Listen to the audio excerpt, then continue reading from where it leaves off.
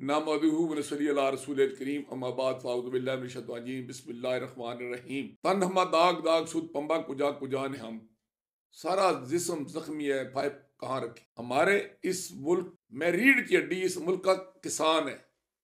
ये ज़री मुल्क है। अगर ये मुल्क अपना अनाज ना पैदा करे तो हम भूखों मर जाएं, क्या साली हो जाए।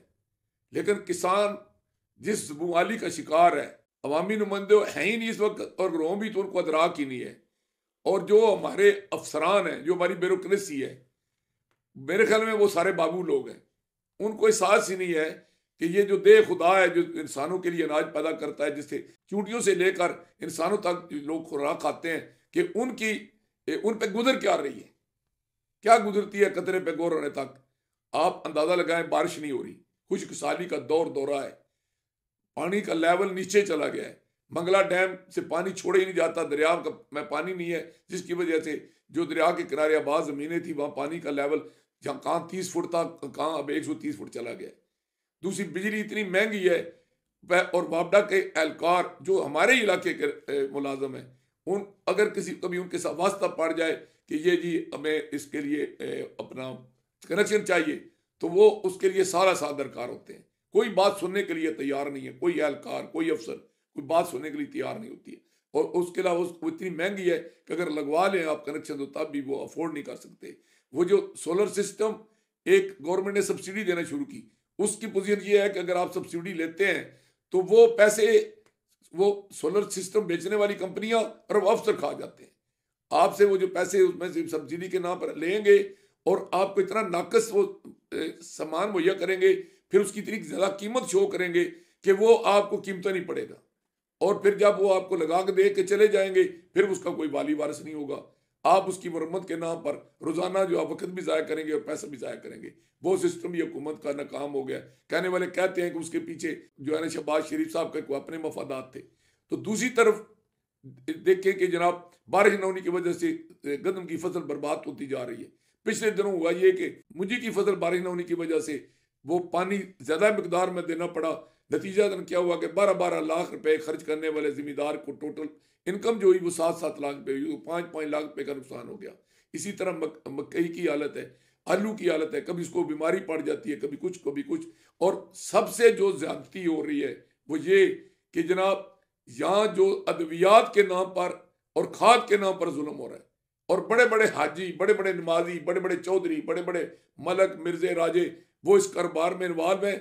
उनको खुदा का खौफ ही कोई नहीं है कि कल मर जाना है।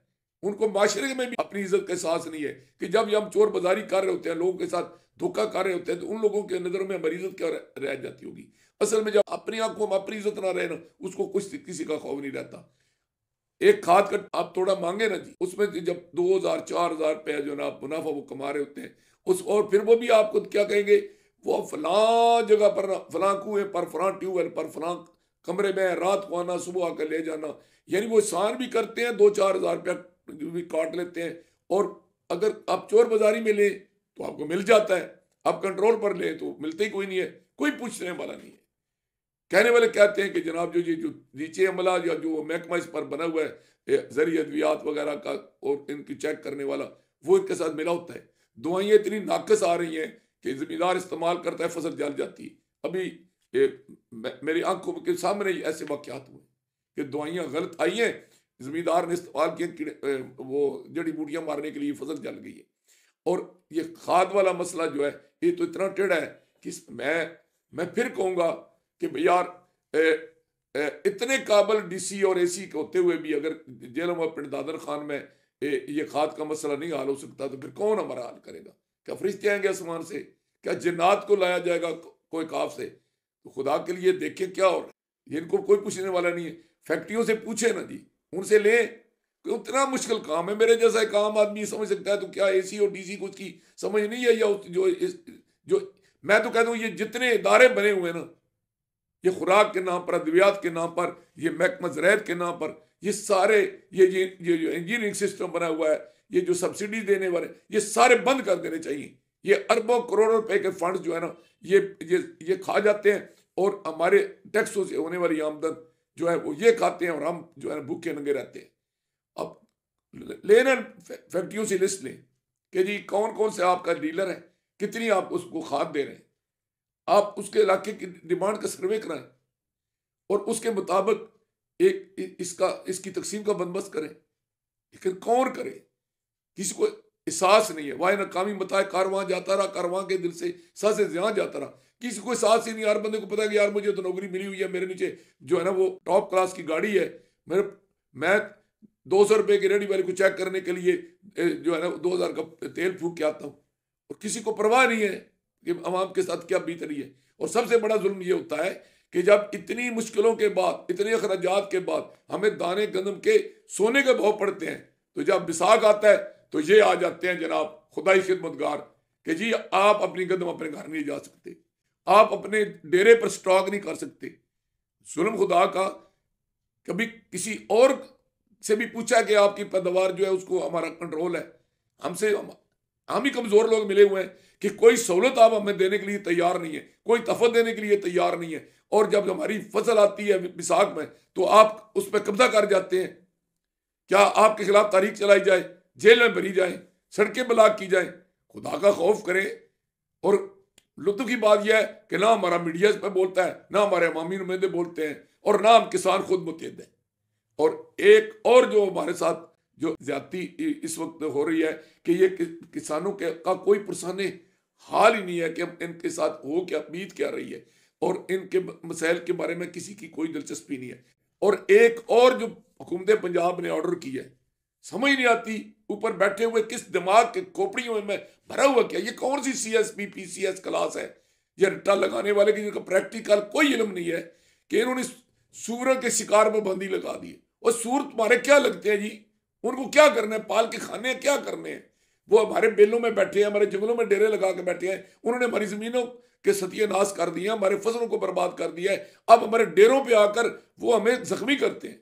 मैं आपको बता दूं, अगले दिन हमारे अपने डेरे पर रात को 11 सूअरों ने हमला किया, और हमारे वो जालियां तोड़ के अंदर पड़ी है, हमारे जो गंदम पड़ी हुई थी, हमारी जो मकई पड़ी हुई थी, वो खा के गए। फायर मारा, एक को लगा है, वो भाग गया, दूसरे भी भाग गए। वो रोज रात को आ जाते हैं। इनके पे क्यों पाबंदी लग गई है कि इनको शिकार नहीं हो सकता?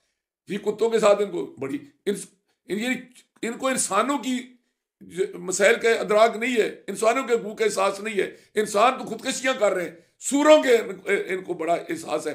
कभी एक बड़ी अच्छी पॉलिसी हुकूमत ने बनाई थी कि एक सूर का दुम ले आओ और हमसे जनाब 50 रुपया 100 रुपया नाम ले जाओ।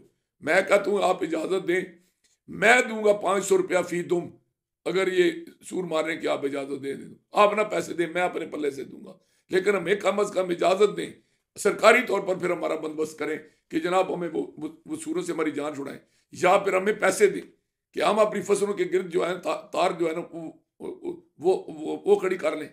कोई तो हमारा मसला हल करें, हमें सुने। मैं फिर किसके पास जाए, किसके यहाँ फरियाद करें? अवामी नुमाइंदे है नहीं, अगर होते हैं तो उनको अदराक नहीं होता, वो ना हमारी क्लास के होते हैं, ना उनको हमारे जैसे मसाइल होते हैं। और जो हमारे अफसर होते हैं वो अपनी तमाम काबिलियत के बावजूद उनको कोई एहसास नहीं कि ये तबका जो पूरे मुल्क को खुराक मुहैया करता है, ये किन मसाइल का शिकार है। अल्लाह गवाह है, इससे ज्यादा मुहज्जब, इससे ज्यादा बाइज्जत पेशा कोई नहीं, और इससे ज्यादा किसी को मुश्किलात नहीं है। खुदा के लिए किसानों पर रहम कीजिए जो अरबाब इक़्तिदार हैं। ये कल रोज़े क़यामत भी आपको पूछा जाएगा। हर शख्स तुम्हें से राई है और उससे उसकी रिया के बारे में पूछा जाएगा।